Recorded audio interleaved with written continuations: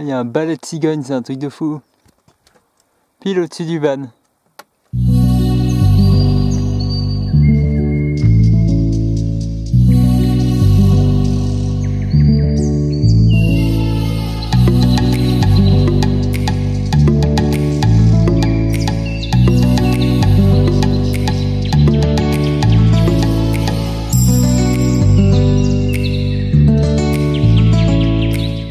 On vient d'arriver dans la ville de Samarcande, qui était une des villes les plus importantes à l'époque de la route de la soie et qui est encore de nos jours une des villes les mieux conservées.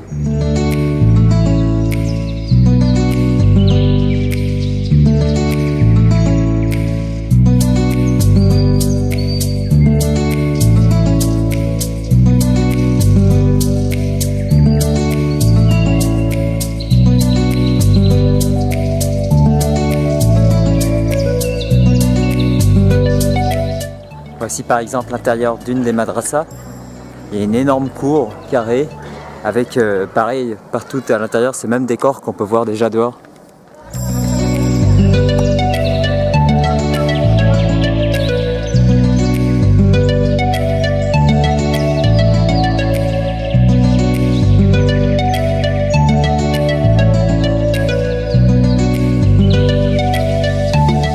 Dans celle-là, ce qui est assez exceptionnel, c'est la pièce entièrement dorée qu'on va voir là.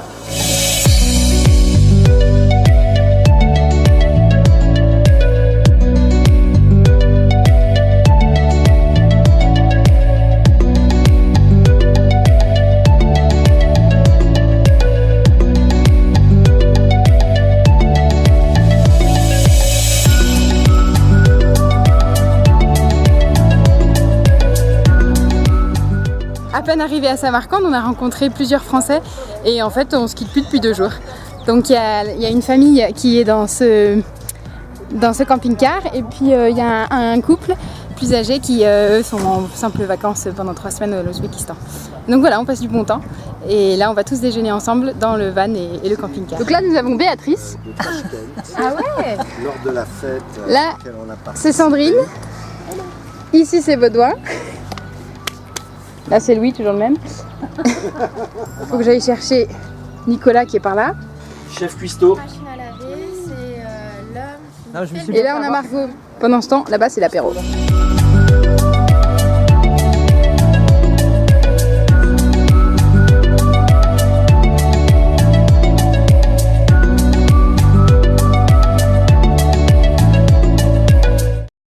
Ça derrière moi, c'est le tombeau de Tamerlan, qui est un empereur ouzbek qui a vécu dans les années 1400.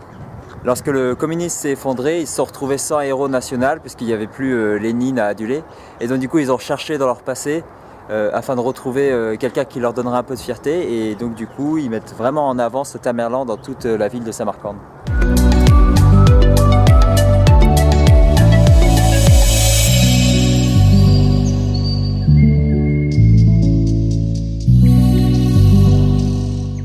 Ici on est à la nécropole de Shohrsinda et autour de moi ce sont des mausolées qui datent du XIVe siècle, du temps de Tamerlan.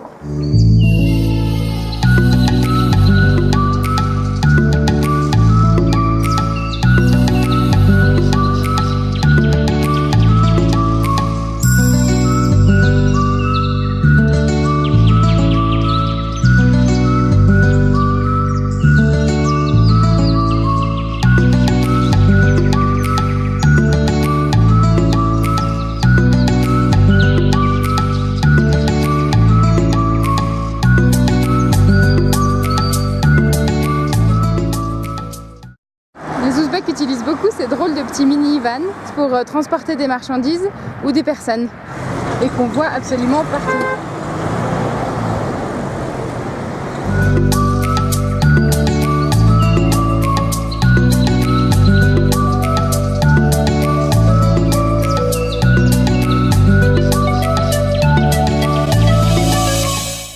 Ça enregistre. Oui, bah attends, je suis pas prête. Pourquoi t'es pas prête? Parce que tu te gaves de frites. Nous voilà maintenant arrivés à Boukhara. Et moi je préfère à Samarcande parce que tout le quartier est historique un peu avec ses petites briques ocre. Et c'est très agréable de s'y promener.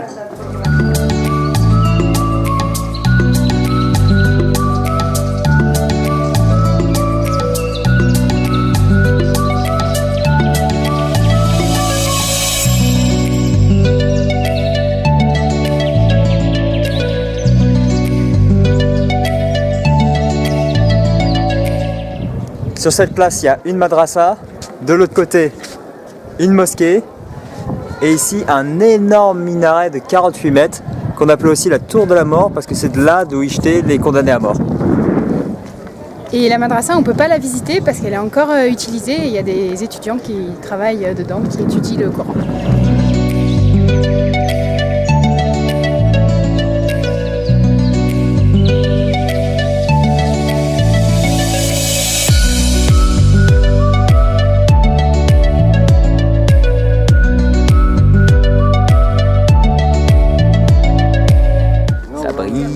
Ça brille.